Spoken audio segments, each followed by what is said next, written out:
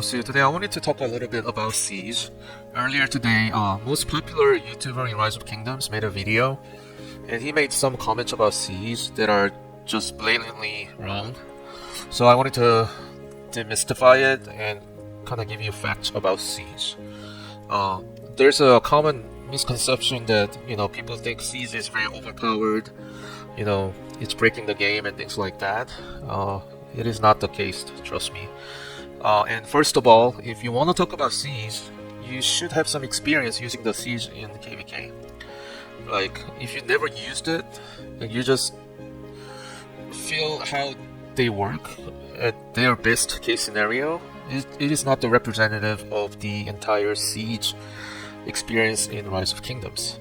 The Siege marches are good in certain situations and are extremely bad in other situations. And just to sum it briefly, the Siege March is only good when there are stationary battles. Stationary means there's no movement whatsoever. So, for instance, if there's a big murder ball fight, where there's not a lot of mobility going on, not a lot of movement in armies, then obviously Siege is gonna do well.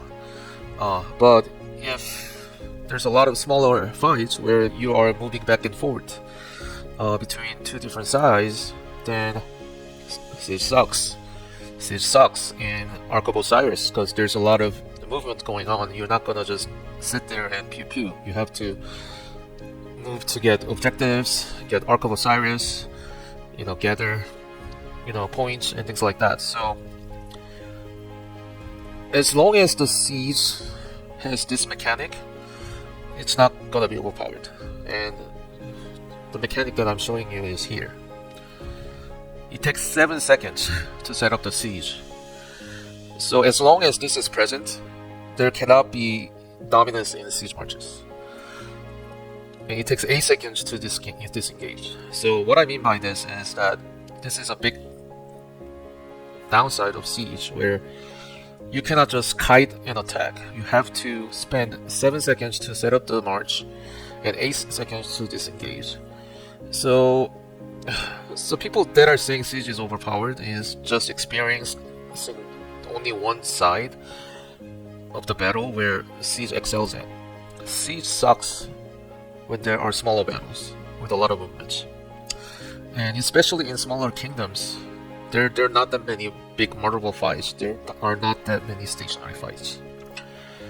So I just want to bring you guys to attention that as long as you have to wait many seconds to set up and disengage, as long as there's no kiting mechanic of Siege, the Siege will never be the dominant force in this game. So don't go into Siege thinking that you're gonna get a lot of kill points all the time. No. Only in specific circumstances, the Siege will excel. In other cases, you'll be just busy setting it up, disengaging, and the battle will be over. Okay? So, I do think the Siege marches are good, excellent supplementation to your core army, but it is never meant to be the solitary main thing that you only focus on. Okay? So, using this logic, I just want to bring my strategy into Rise of Kingdoms investment that I mentioned earlier in my videos. So I think it's good to have 1 or 2 siege marches and 1 set of core field march, either infantry or cavalry. Just focus on infantry or cavalry and siege march, and that's gonna be the best setup for most of the players in this game. Okay, have a good day, guys.